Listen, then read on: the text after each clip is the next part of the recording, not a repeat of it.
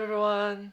In this video, I'll be reacting to one of the early uploads from the YouTube channel, the Game Theorists. I'm a huge fan of their work and I hope that you also will like their content. This content that I'm reviewing right now is back in 2013, so it's around 8 years ago. And yeah, if you do like their video, just go over there and say hello. If you do like my video, please consider to like, share, and subscribe, and comment down below. Yes, just show support for his channel, their channel, and my channel. Thank you so much, and let's start the video. The reviews for this episode are in. Critics are saying, complete it. It doesn't suck! Complete it! Dun dun dun dun.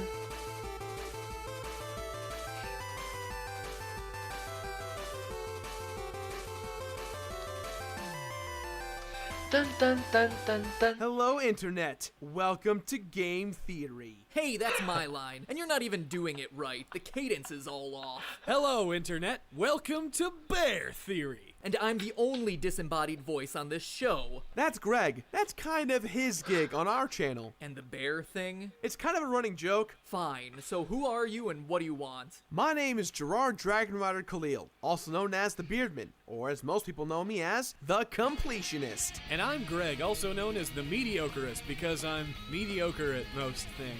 Every week, Greg and I beat a brand new game to completion.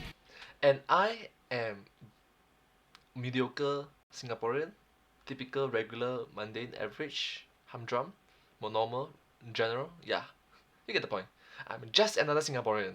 Every last item, every achievement, every trophy. But lately, I've been starting to wonder, why do I do it? Why do I have to fully complete a new game each and every week? Well, it is the main premise of your show. Oh hey, Captain Obvious. Thank you so much. Captain Obvious, he's our hero. Gonna tell you what you already know. Does this guy have an off switch? He gets excited when he meets new people. I was just trying to make a good first impression. Oh, I'm sorry. I didn't mean to hurt your feelings. I think you're a perfectly pleasant person. You like me. You really like me. Greg, can we get back to my question, please? Alright, anyways, since you're like the spark notes of gaming, I thought you'd be the best person to ask. Why are some people born completionists? Well, to answer your question, let me ask you a question. Why do you play games? Well, I don't know, they're fun. I grew up playing them. Oh, baby Beardman. So cute and so hairy. And because they're great to play with friends. Do you play video games because you're good at them? Sure, I guess they wouldn't be as fun if I sucked. And let me guess, you like to be challenged, don't you? Well, of course. Well, my dear Dragon Rider, you just described the upper levels of Maslow's hierarchy of needs. Maslow's hierarchy of needs. Alright, something new to learn. Greg, if you'll be our Dick Clark. I'll be any kind of dick you need. Ladies and gentlemen, welcome to Maslow's $100,671 pyramid. We had to account for inflation. Basically, in 1943, a famous psychologist named Abraham Maslow created his version of the food pyramid. But instead of grains and dairy, he covered everything humans need to survive, from the basics of air and shelter to more obscure things like love and self-esteem. Video games, slightly less important than air. Right. Lower levels of the pyramid are all the basic needs. Food, water, a home. But on the upper levels is where it gets interesting. So, since we're all gamers here, I've devised a little game to find out. So the name is called Maslow's hierarchy of needs, I think. What they are. MatPat, you're going to give Jirard words or phrases related to a level of the pyramid. Jirard, it's your job to figure out what category MatPat is describing. Ready? Your time starts now. To have fun with friends. To be part of something bigger than yourself. I have no idea. To share a study group with Joe McHale, Chevy Chase, and a hot nerd girl. Community? Correct. Remember when you said you like playing games with friends? People need people. We need to belong. And whether you're a completionist or a casual gamer, playing video games helps you bond with others. So, I'm a completionist because I like co-op. That's just one reason you play. Next level, I feel good about myself. I'm so confident. I can do... Confident I am. Anything! Things people with high self-esteem say. You're almost there. You also play because you're good at games. It makes you feel good to be on top of a leaderboard or to see your gamer score go up. Am I right? Definitely. And that's the next level of the pyramid, esteem. Playing video games makes you feel good about yourself. You gain ranks and status. It's even in your channel name, Jirard. You're not just any gamer, you're that one video gamer. It gives you a clear sense of identity. Enough talkie-talkie. Time's almost up. Next level. To maximize your potential, to master a Is he actually drinking that beverage with his leg? Wow, the flexibility. Wow. The cat is even awesome. Wow, the cat is awesome too. skill, to become the best you can be. Reasons to join the army? Ooh, I'm sorry, but you're out of time. We were looking for self-actualization. Self-actualization, Jirard. I didn't know that phrase, that word. How could I have ever gotten that? Well, technically it's called self-actualization, but what it really means is that you aren't content just being any gamer. You want to be the best gamer. Gaming is a skill, and you want to be the master of that skill. You thrive on facing new challenges and crushing them. It's about the constant quest to get better. This is what matters to a completionist the most. So that's our game. Thanks for playing. Although you won't be going home with a grand prize for being such a great contestant, you'll be going home with a used sock and a half-eaten Charleston chew. You're like a character in an RPG. You won't be happy until you reach max stats. Jirard, master of the Keyblade. But that's just one part of your story, Jirard. Something else we have to look at is not just your motivation to play, but the rewards you get that keep you playing. And for that, we need to bust out some neuroscience up in this his house. What? Is he seriously raising the roof for neuroscience? People call me the crazy one. I'm sorry? I thought this is game theory. So I become medicines. Oh sorry. This suddenly talking about being a doctor.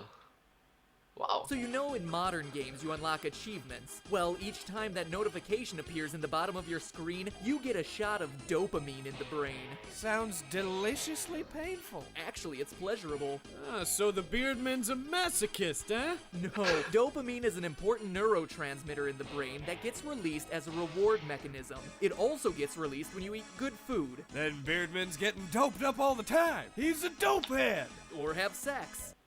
Yeah, I got nothing. Not to be rude, but can we stop talking about the Dragon Rider sex life, please? Okay, thanks, bye, appreciate it a lot, thanks. I don't know, sounds to me like nobody's been riding that dragon lately. Oh, snap! Snaptastic! Snap crackle pop-tastic! Anyway, those pop-up rewards keep you coming back, or in this case, playing. It's the same reason people get addicted to drugs. Using drugs releases dopamine. Drug addicts get hooked on the release of dopamine in their brains. So you're saying that I'm addicted to the sense of achievement I get when I play a game. Exactly. You're basically an addict and your drug of choice is achievement. You might as well face it, he's addicted to dopamine. And not all achievements are the same either. Sure, you get a little rush when you get one at the end of a level, when you would expect one to pop up, but you get more of a release when you're not expecting it. Like the, congratulations, you just killed your 53,595th infected achievement. You don't know it's coming, so when it pops up, your brain has a big bath of dopamine. Those surprise achievements are the ones that are most effective at keeping you playing. Yes, correct. Just like, ping. Oh, nice. Nice achievements. Correct me if I'm wrong, but wouldn't that mean that when I get to the end of the game, I'm getting less of a rush because I know a reward is coming? Well, yes. So on one hand, you're getting that dopamine reward rush for each achievement you get, which keeps you playing and striving for more and more gamer points. But your desire to actually complete the game with everything involves some pretty cutting-edge research. Ah, you hear that, Beardman? You're hip. You're a hipster. Put on those fake glasses and break out the Pabst Blue Ribbon. Start taking pictures of your food and making it look all old-timey. Your need to be a completionist is actually a form of conceptual consumption. Basically, it's a new theory that says that some people consume ideas and information like they do physical things like food. Oh, You're the Kirby of game reviewers. Quiet, Greg, I'm trying to learn. Kirby. Actually, your mildly irritating friend has a point. You are like Kirby. Basically, conceptual consumption theory says that you suck in a bunch of experiences so that you can possess them, own them. The rarer the experience, the more valuable it is. So for you, Jirard, you complete games. Each time you do, you are, in essence, putting them on an invisible trophy wall. Well, no, actually, not invisible. Your channel is your trophy wall, showing off all the experiences and accomplishments you've reached. And think about it, each video influences the next. You've assimilated parts of them into the show, everything from laser clowns to, of course, bears.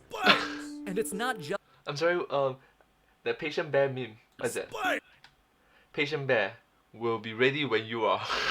And it's not just your show. Just like Kirby keeps a piece of the enemies he absorbs, you, to some extent, have assimilated the games you've completed into a part of who you are. You know the saying, you are what you eat? Well, to us gamers, we are what we play. We experience all those individual fantasy worlds. Sure, it's through an avatar on the screen, but I was there too, experiencing everything along the way. I still remember the first time I met Pokey in Earthbound, and I'm sure you can remember your first time on Mumbo's Mountain. I was floored when I first defeated Earthbound's Gygus, just as I'm sure you were at the end of Banjo-Kazooie with Gruntilda. We experienced those victories. We own them, and yes, to some extent, it influences who we are. Sure, hundreds of thousands of millions of people play these games, but the experiences we have on the quest is uniquely our own.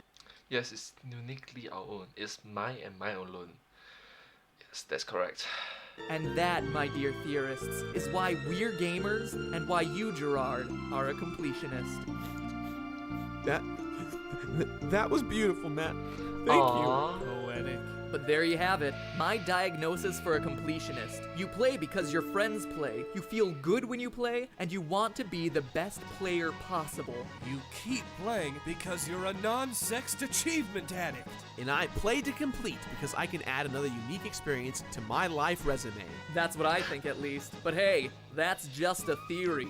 A game theory. A game theory, I get it. Now enough about you, let's go play some games. Metroid Prime sound good to you? Absolutely. You know, I've always wondered how she fits into that ball of hers. Next episode? Next episode. Next episode. time on Game Theory, Metroid, or How I Learned to Stop Worrying and Cram Myself into a Tiny Metal Ball. But for now, check out our group review of Metroid Prime over on their main channel. Click here for more awesome action from this sexy threesome. Admit it, Matt. You're attracted to me, aren't you? Let's continue this conversation over on our channel while we play Metroid Prime. That's really funny. That's nice. Wow. I like it when they say at the end of it, all of them do it together. It's like, and that's just a theory, a game theory. Thanks for watching.